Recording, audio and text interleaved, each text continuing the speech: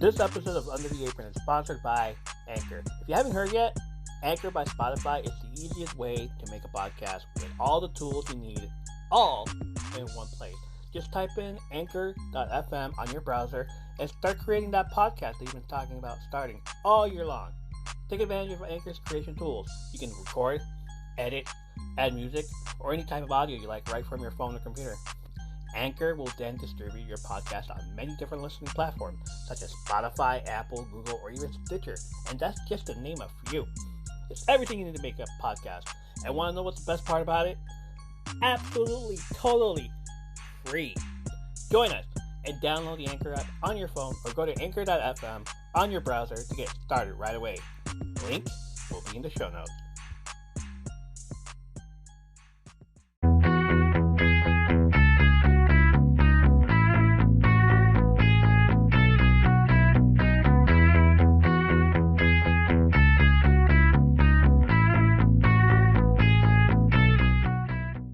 What is up?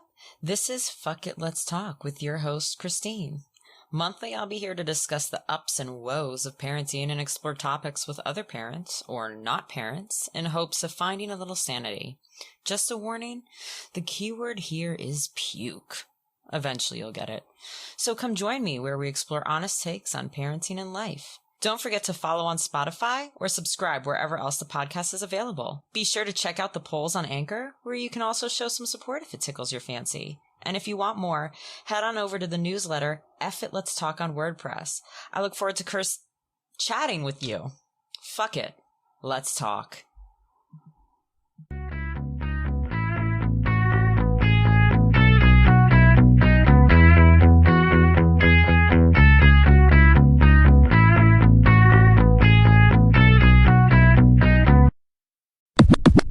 Hi everyone, I'm Lisa. And I'm Dawn. And if you've ever watched a TV show and thought to yourself, oh my god, that season finale plot twist was absolutely bonkers. Or seen a movie and thought, wow, I need to talk to somebody about this train wreck immediately. Then we think you'll fit right in with our podcast, I Hate It, Let's Watch It. We watch TV shows like Riverdale and Emily in Paris. And movies like Deep Water, Killer Sofa, Rubber, and Deadly Illusions. And we give them the total rinsing they deserve. It's basically group therapy for movie masochists. So come check us out wherever you stream podcasts.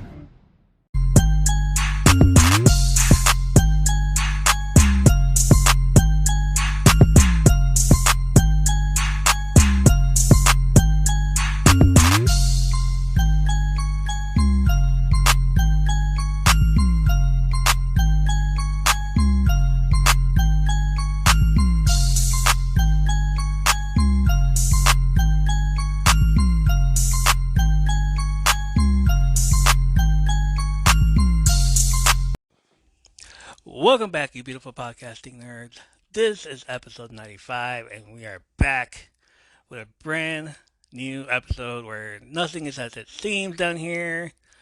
You may be asking, where is down here? Well, I'm glad you asked, because I'm coming to you directly from Under the Apron. Nothing has changed. That would be insanity. Going to the same podcast and listening and expecting a different result. That's like you going to the same chat room every day with the intention of getting something different. It's not going to happen. On this episode, another favorite Wrestlemania moment, and this one is from March 31st, 1996. We are fast forwarding to WrestleMania 12 and using that infamous but, dreaded Lexus press bus that they let us borrow, and going straight to the Arrowhead Pond in Anaheim, California, or as I like to call it, the one with the Iron Man match. There was a lot of returns and a few farewells for this month and the next. As we all know, the first mention of May 19th happened this year, which included the farewell of two favorite WWE wrestlers. More on that later, but first, let me tell you, during the show, I will be stating additional facts that you may or may not have known already that I just happened to come across on the web over the years. It's the fun thought that counts, guys. During every episode, after I've discussed the WrestleMania and its moments, I will rate it by the card, the roster, and is it rewatchable by giving a unique rating system, such as how many videotapes out of 10 would we give it, and would we take it with us to school to have our friends watch it. the next day. So let's get on with it. Alright, so before I begin, let me crack open the good old uh, energy drink. I'm not using the Fun Zoa anymore, apparently.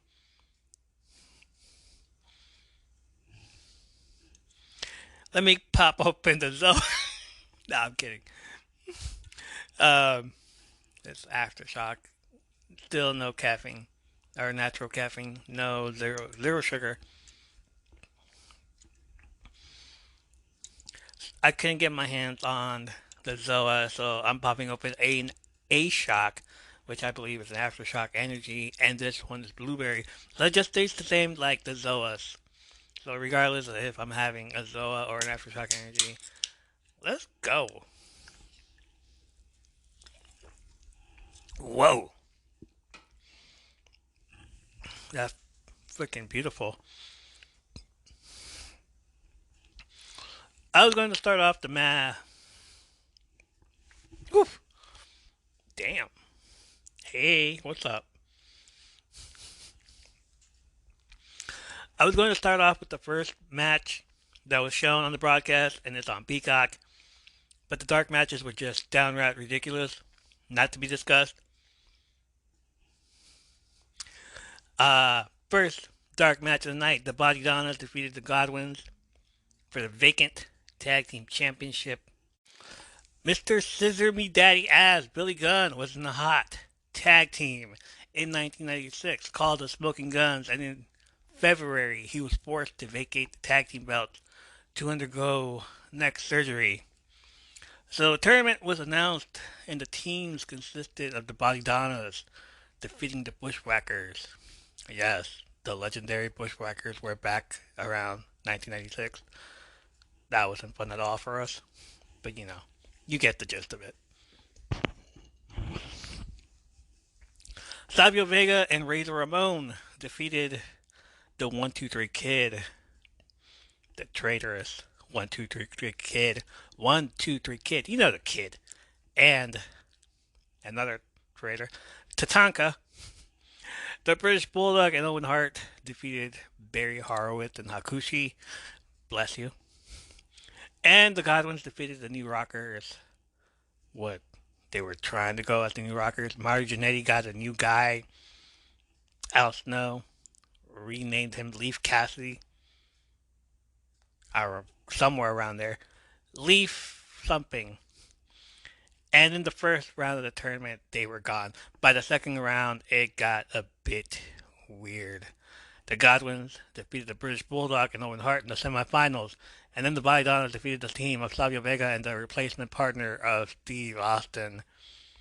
Razor Ramon had gotten suspended for failing a drug test, plus his contract negotiations was up in the air. He was still on the roster, but he was pulled from any involvement with TV and Wrestlemania altogether. And finally, we have the final of the tournament, and that is the Body Donnas team defeating the Godwins with the help of Sunny Days, Sunny's assets. Afterwards, there was another dark match. So glad for us, we missed it. Unfortunately, if you had cable back then, you would get the 30-minute preview and that free-for-all preview with the catastrophic nightmare that we all saw. Throughout the month of February, WWE was running skits of their competition, WCW, and making fun of them. Billionaire Ted had just started WWE Monday Nitro in September of 1995 and would poke fun at the bear, so to speak, by trashing Monday Night Raw and saying they were pre-recorded. In December of 1995, WWE Women's Champion at the time, Alundra Blaze, appeared on WWE Monday Nitro and threw the Women's Championship title in the trash on national television. So in retaliation, WWE wanted to just throw in some jabs as well and made a skit about how their popular wrestlers were so old that they need to go somewhere else. So they made up a bunch of old people, the drama, Scheme Gene Okerlund, of course, we all know him as Mean Gene Okerlund. He has the scoop, so call his 1-800 number.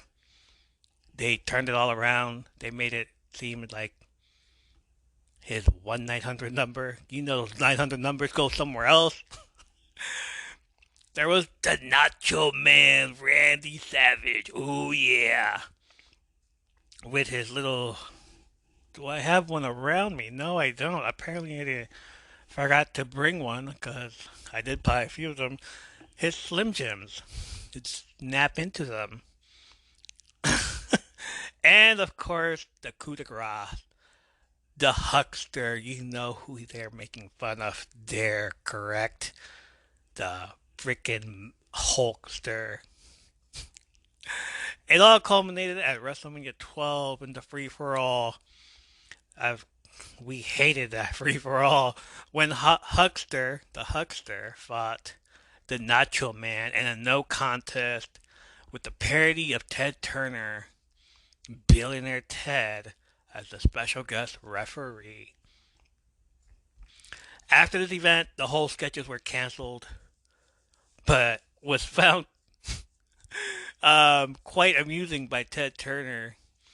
And even Hulk Hogan has gone to say that it backfired on Vince McMahon because people switched over to WCW to see if that what they were saying was true.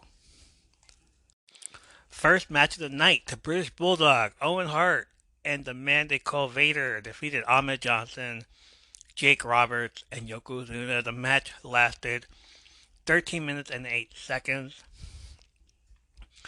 Let's go back. The surprise entrant in this match was Vader, who had debuted at the Royal Rumble and joined Camp Cornette, which consisted at the time of the British Bulldog, Owen Hart, and Yokozuna with Master Fuji. Before debuting in the 1996 Rumble match, however, Vader had made it clear to McMahon that he needed shoulder surgery. The Mastodon, as he was quoted as being, was permitted to take time off after filming a suspension angle in which he assaulted President Gorilla Monsoon. After having the surgery, Vader was confident that he would have many months off to properly heal before his grand return. That all changed when McMahon called him weeks after the surgery, saying that he needed Vader to work with Yokozuna at WrestleMania, an order that infuriated Vader immensely. The match ended up turning into a six-man tag, but Vader was indeed back on the road long before he should have been. As for the match, it was everything you thought it would be. Eh, eh, It's called an opening match for a reason. It was chaotic, and you could tell Vader was still reeling with the surgery, so it just was horrible. Yeah. Second thing, there wasn't even a match. It was just two people meeting up backstage. Roddy Piper meeting up with his opponent Goldust in the back lot of Hollywood. They were going to fight. Hollywood Backlot Brawl was commencing to start. What started all this?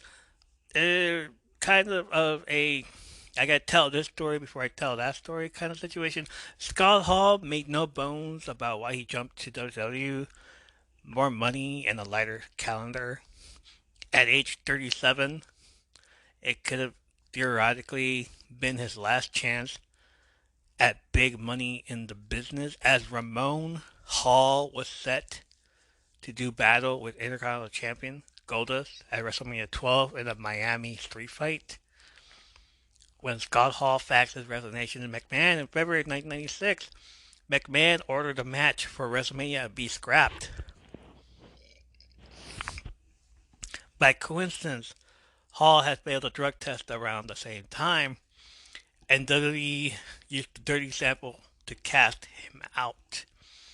They sent Hall home for 6 weeks, a period that wouldn't end until after WrestleMania, preventing a perceived traitor from collecting any form of WrestleMania bonus. However, weeks after Vader attacked Gorilla Monsoon, Piper was named interim WWF president. His first act in the company was to reinstate the Ultimate Warrior into the company after reading a letter campaign from fans. That's a lie. Nobody wanted him back. This in turn got the eye attention of one Goldust who perceived him and would make promos objectifying Piper. Enraged, Piper claimed he would make a man out of Goldust at WrestleMania 12. The match, dubbed a Hollywood backlot brawl, began in an alleyway behind Arrowhead Pond. But Goldust jumped into his gold Cadillac and ran Piper over, ultimately escaping, allegedly, onto the highways of Anaheim. Piper pursued in his white Ford Bronco, which was the aerial footage shown of the O.J. Simpson low-speed chase from 2 years prior. Here is an audio of Dustin Rhodes, talking about the fight scene on stage at an Inside the Ropes live event. We go eat at this really fancy restaurant that Vince knew, the Wolfgang Puck's or something, you know, Vince knew the owners and all kinds of food. And I'm sitting there at the table with Vince McMahon, Roddy, and Bruce Pritchard. And we start talking about what we're going to do here. And this is 2 weeks before WrestleMania 12. So we drive over to Universal Studios in the back lot area where they had hired some extras just to stand around, you know, by this table. They made this table with all this catering stuff on it. And I'm looking around, and me and Roddy really aren't talking because this is one of those times where you've been in the business for a while and you trust the person you're with, and you know you're gonna create some magic because he knows what he's doing. And I know what I'm doing. So at this point, it's like I'm looking around to see what I can utilize in this one-take shoot. We cannot redo this. This is a one-take thing. Well, Vince went out and he bought a brand new white Bronco, just like O.J. Simpson had, right? The same year, same color, all that stuff. And then he got me an old fucking piece of shit Cadillac and spray painted it gold. I'm like, what the fuck? How do I get the shit into the stick? So I asked Vince, I said, can I take the car and just spin it out a couple times and test it out and make sure I can come around this corner, you know, decent? And so yeah. So we're playing around, and finally it's time to shoot. And me and Roddy had talked just a little bit, so we kind of know what we're going to do. But I am not to get any offense in at all. This is all Roddy kicking my ass, and the only piece of offense that I get is a nut shot. And then I get in the car and I drive off. And in me driving off, I clip Roddy's Bronco. That's what I'm supposed to do. And then cut around the corner and out of the fucking scene. He gets in his Bronco, he drives off. Well, a lot of that didn't work like that. So the start of this thing, I pull around the corner, man, and there's Roddy, and he's got a baseball bat in his hand, and he's hitting his hand. So I'm revving up the engine, I drive up, and he drops the bat, and he pulls up this big fucking fireman's water hose, right? And he starts squirting me like, that's gonna stop the car, right? But it does, and I put on the brakes, and then he stops, and he picks up the bat, and he comes and bashes in the fucking window right beside me. Glass went everywhere. He cut his hand. There was blood on me. I climbed out the other side, and he met me, and he commenced to kicking my ass for real. He hit me a couple times in the head with the bat. I guided him over to this big, giant dumpster, which I did not feel before we shot this. And I said, I'm talking to him, throw me into this dumpster. And I always loved, because it makes it really real, and if I can make something look fucking good, I feel so good. And he threw me into this dumpster, and it did not fucking budge, and I banged I hit my head so hard that I had a concussion, you know? It was bad. It hurt so bad. Vince did not want any blood, because I had asked him, I said, can I fucking get some juice in this? Since he's kicking my ass like crazy, he's hitting me with everything. He said, no. And, you know, that's how Vince is sometimes. Sometimes he lets it go, but he did not want any blood. So I talked to Roddy before this all started, and I said, this is the only thing that we really talked about. I said, I want you to bust me open the hard way. And he said, okay, I will. Sure, no problem. And I'm looking at him, and I'm saying, hit me right here, because that's how you do it. You hit it right on that fucking eyebrow and just twist your knuckles, and it'll split open like crazy. So finally we end up, and he throws me on the hood of the car, and he mounts me. And he grabs my head, and I'm saying, okay, do it now. And he hits me square dab in the fucking forehead, not the eye. It hurts so fucking bad, man. And I'm just like, no, there's no blood, nothing. I'm like, do it again. Now, if you watch this fucking match, and you slowly do the tape, and you watch it, you can see that on the second shot, when he hit the same spot in the forehead, not my eye, he broke his hand. He broke his hand. You can hear the crack. You can see the thud into my hand, or into my head, and he broke his hand. So, I got a concussion. He's got a broken hand. I roll off the car going, God damn it, I'm thinking no fucking blood. Fuck, I'm pissed because I don't have any blood, And there he is, and this is my one shot for an offensive maneuver. So I fucking nut shot him. He goes down. I jump in my car. There's glass everywhere. I'm putting my hands in. It's just cutting everywhere because he bashed in everything. I put it into drive, and there's Roddy probably from here to the camera, I guess, back there. And I'm revving up the engine. Now, this is one of the other things we talked about. He's going to move out of the way as I drive past him. And then I clip his Bronco, right? So I'm waiting for him to move. Now, I'm not driving too fast. It's probably 15 miles an hour, 10 miles an hour, I guess. I don't know. But I'm driving, and he's not moving. I'm getting closer and closer. And now, in my mind, it's slowing down like really slow, and I see him just moving closer. I'm just playing it out in my head. Please fucking move. Please fucking move. Please fucking move. He doesn't move, and I hear this kunk. His fucking knees just buckled on that car. And he grabs the where the hood is right there, and I'm looking right at him in his fucking eyes, and he's looking at me, and I'm like, oh my God, I just fucking killed Roddy Piper, man, Jesus. Right? He didn't move. But at the same time, I know that he's been in films, and he's been a stuntman, so I'm thinking to myself, okay, maybe he's gonna be okay. I hope he's okay. Please get off my fucking hood of the car.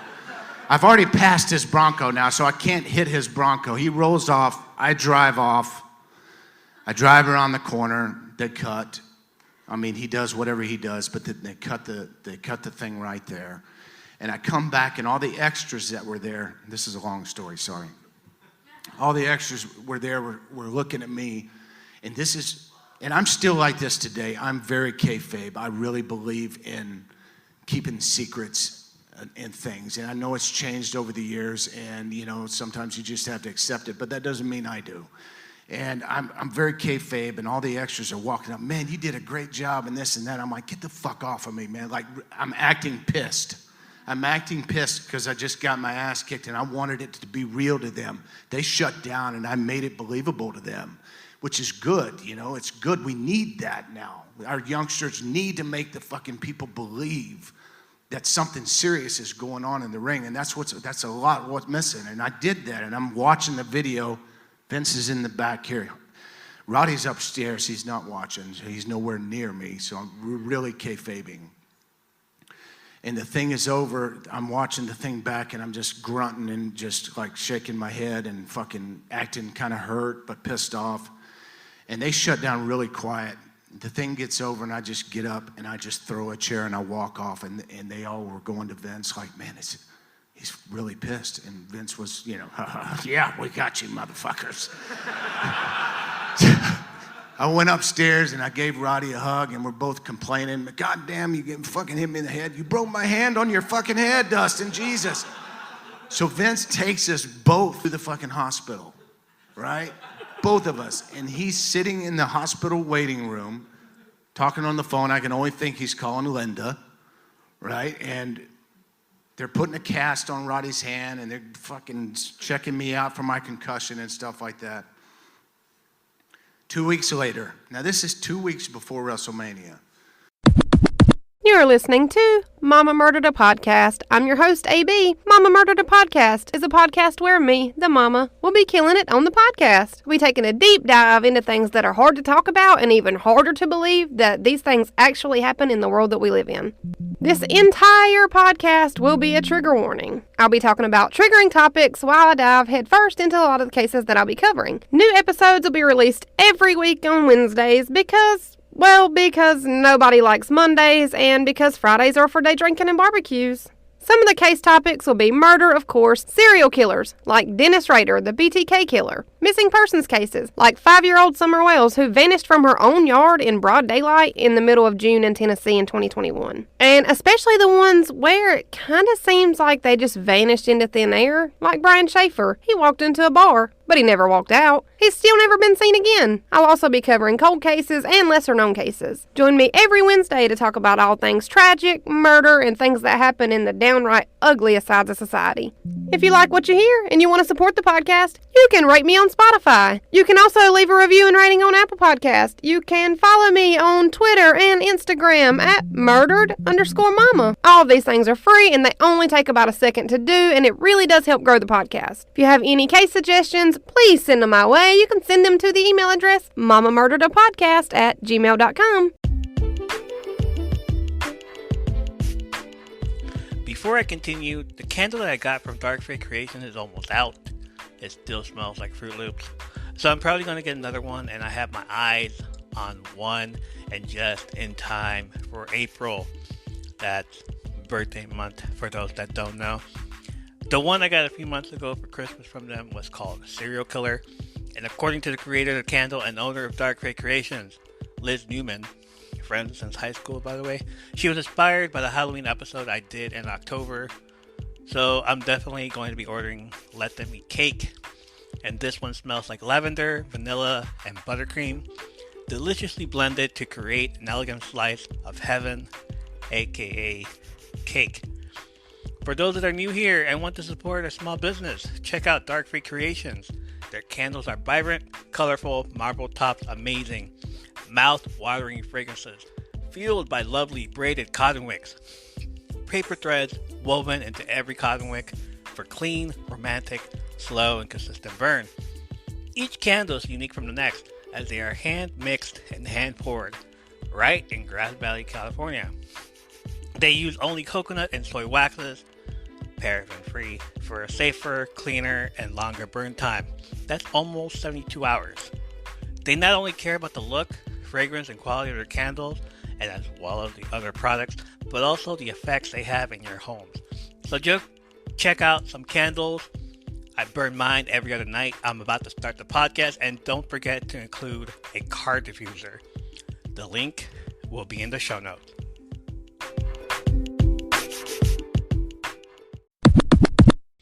Next match, Stone Cold Steve Austin defeated Savio Vega at 10 minutes and 5 seconds. When the ringmaster Steve Austin debuted on January 8, 1996, on an episode of Raw, you saw him get awarded with the $1 Million title by his manager, the $1 Million Man, Ted DiBiase. After failing to hang on to the ropes at the Royal Rumble, he soon lost the ringmaster moniker. He said in a 2017 interview, after watching the Pulp Fiction movie with Bruce Willis, "That's the haircut that inspired me. I was traveling on the road to Pittsburgh with Dustin Rhodes, and before I went to the show, I said, fuck it. I went to the bathroom with a razor blade and shaved all my hair off. Then I grew the goatee, and everything came full circle. By March 11th, the ringmaster moniker, now merely a prefix to his ring name, would be discarded in favor of his most famous ring name, Stone Cold Steve Austin. The new name was prompted by his English wife at the time, Jeannie, who told him to drink a cup of tea she had made him before it became Stone Cold. His new persona was partially inspired by serial killer Richard Kuklinski. Savio Vega spoke to Dominic D'Angelo of WrestleZone and discussed the feud with Austin and how it came to be. Quote, when the great Pat Patterson, God love him, when the great Pat Patterson came to me in San Antonio, Texas, we're doing Raw, and I saw the paper. You arrive and you see who you're working tonight. And I see Savio Vega and Steve Austin. I say, who the hell is Steve Austin? So then here comes Pat with Steve. He says, Savio. I say, yes. I was lacing my boots. He said, this is Steve. He's going to do his tryout tonight. Put it together. Let me know. You go over with the spinning kick. I say, okay, that's it.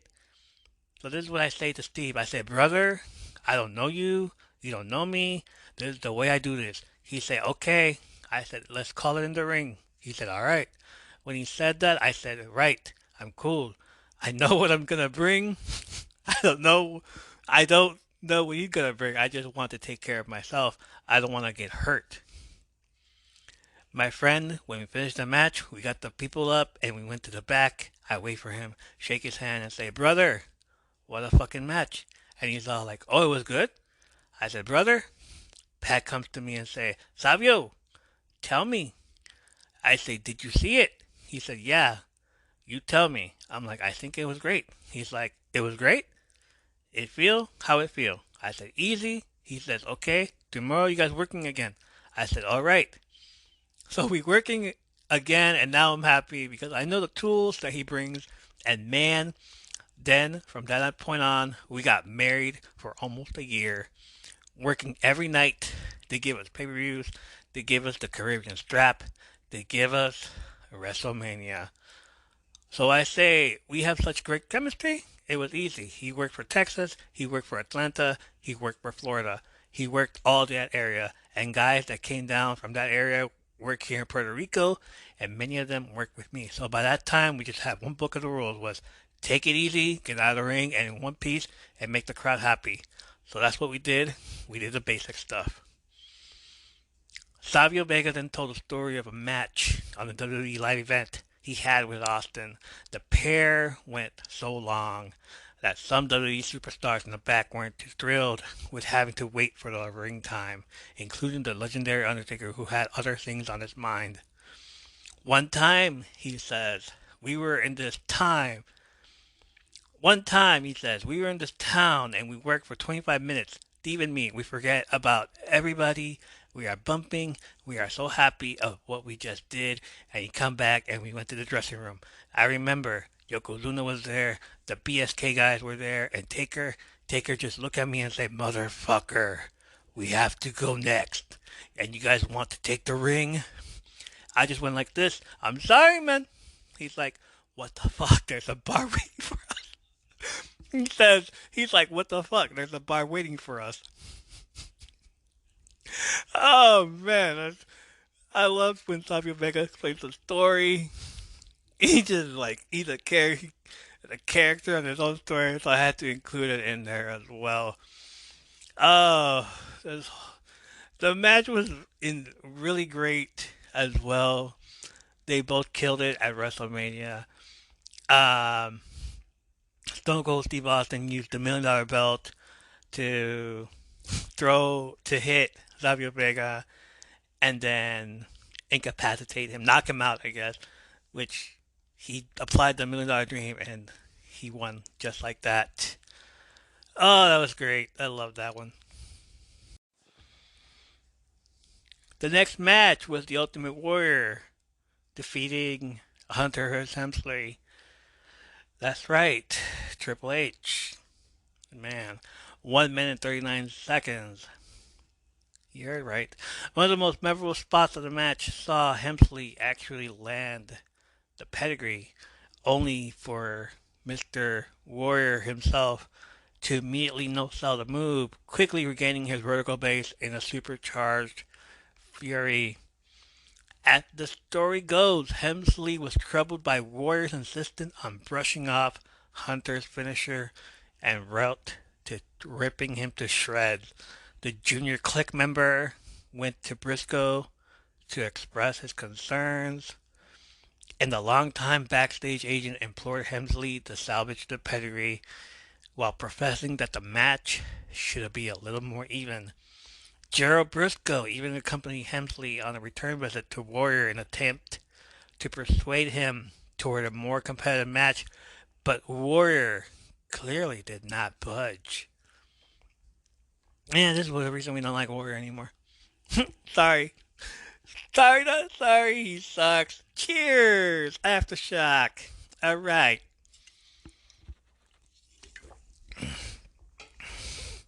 No, but for real, he was a freaking douchebag back then. Clearly, 1996, he didn't. Clearly, right here also. Couldn't wait to leave. Um, Showed up in WCW later that year. And yeah, that was horrible. Next match was The Undertaker defeating Diesel 16 minutes and 46 seconds. In 2020, Kevin Nash appeared on After the Bell podcast with Corey Graves, where he was asked what would have been different if Kevin Nash hadn't left the WWE to WCW. Well, he says, if I would have stayed, I wouldn't have dropped the belt to Brett to give to Shawn, unless I was guaranteed a win at Mania against Taker. I wouldn't have done it. No. I would have had 3 losses in a row. I would have needed a big win right there. So then, there goes the streak. He says Mark wasn't a mark. For me to do business, that could have been a possibility. I definitely would not have coughed it up without something.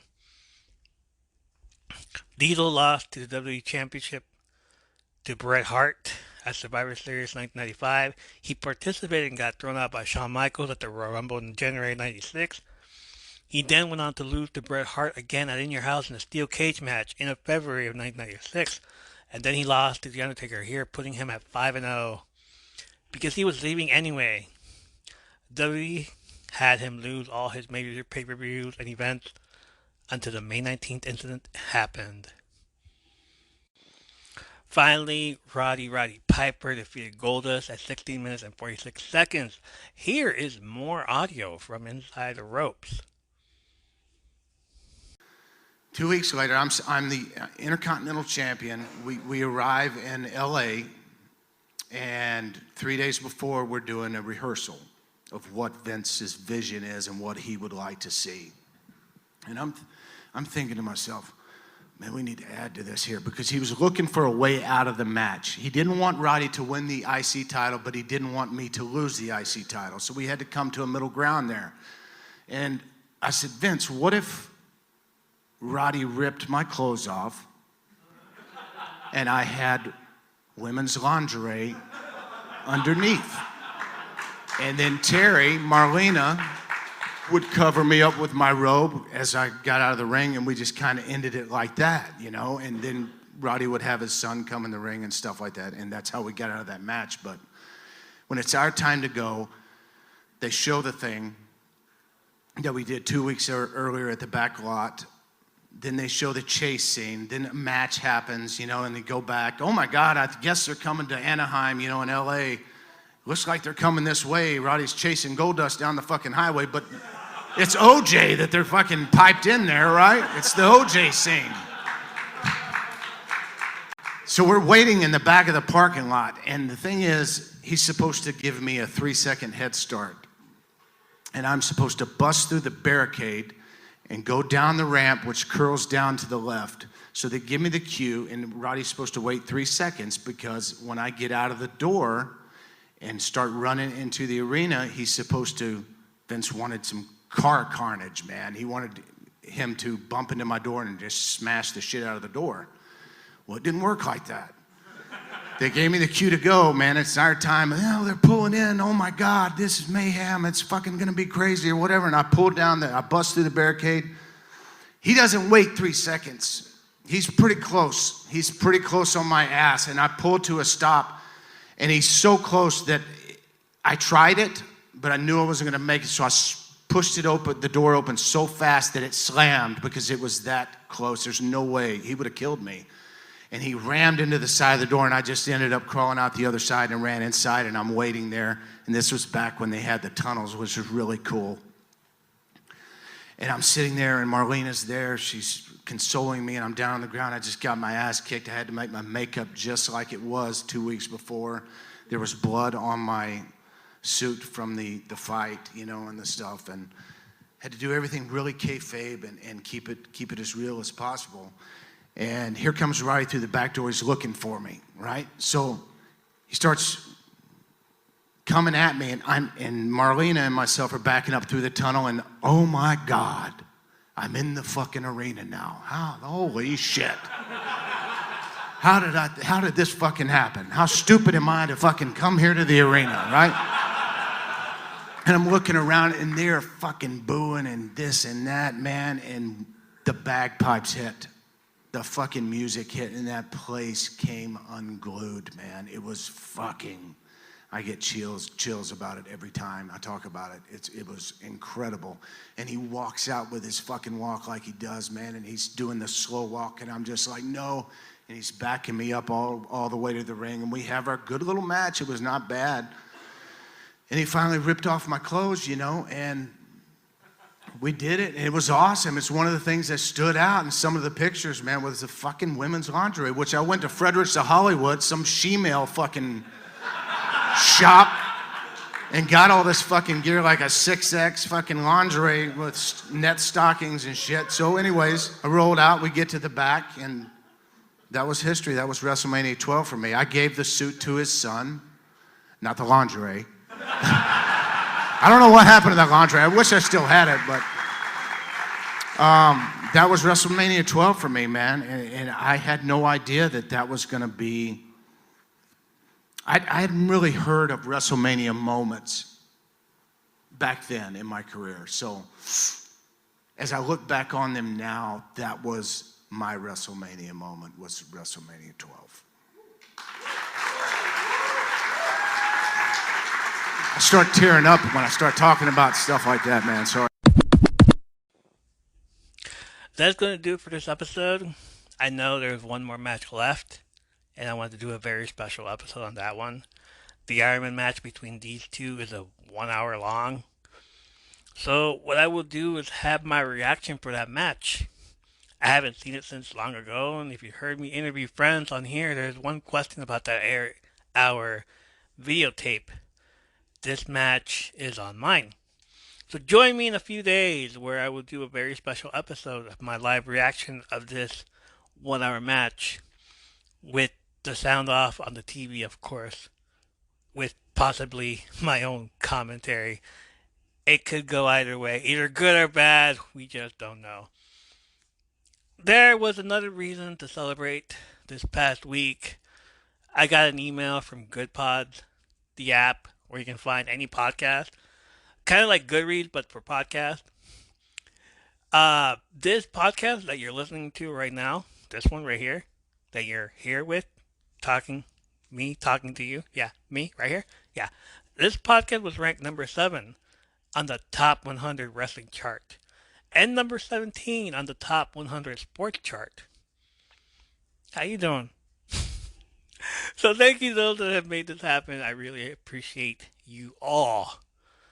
I also have to shout out the people that come and show me love on the streams and the podcast by following me on Spotify.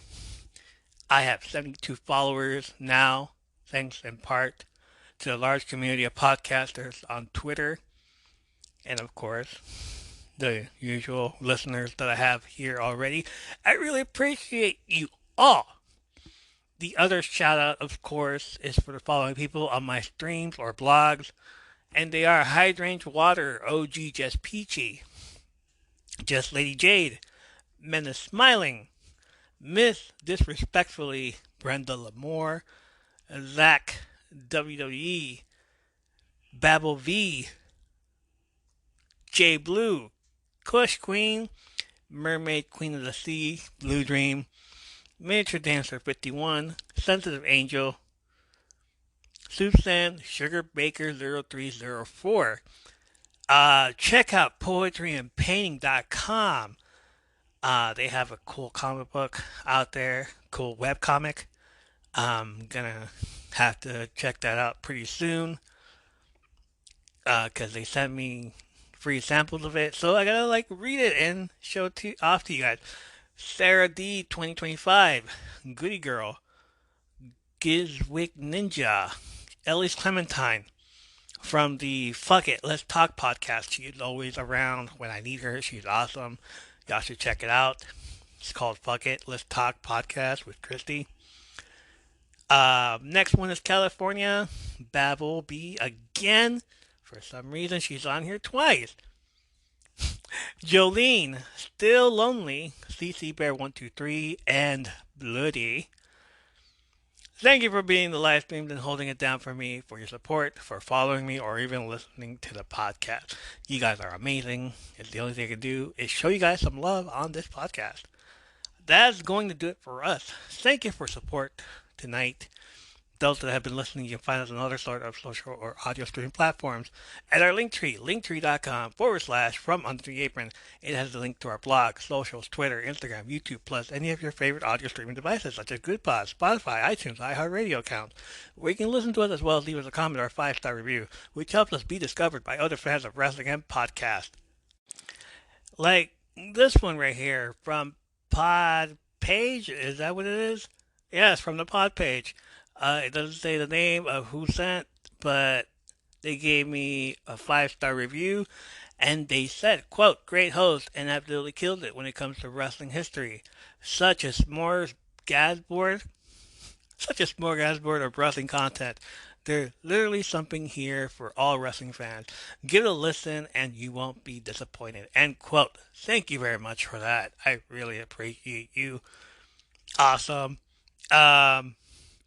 It says here your name is HFBCHDUSURT. I don't know. So if you're listening to this, you sent that out. I apologize that you sent it out in January and I'm just now reading it. Yeah, that's how busy I am these days. But thank you nonetheless. You made my day as soon as I read it. Thank you. I really appreciate it. Also, if you haven't yet, please follow us on Spotify. We have 72 followers on there so far. We need 28 more, so give us a follow there. Let me know when you do by emailing me, and I will gladly shout you out on the podcast on the next episode. Check out the show notes for links to other podcast stories that you heard on this episode. Send us a message of your favorite wrestling stories, questions, comments, ratings, or requests by email. It is from undertheapron@gmail.com, and I will do my best to get to them and answer accordingly. Thank you for listening, joining the live, staying the gift, and being a huge part of this community. Tell your friends, please. Let them know I have a podcast. Join us next time for more stories, movies, and TV show reviews, as well as wrestling-related stories when we come to you from Under the Apron. Okay, bye-bye now. Take care. See you later. Ha.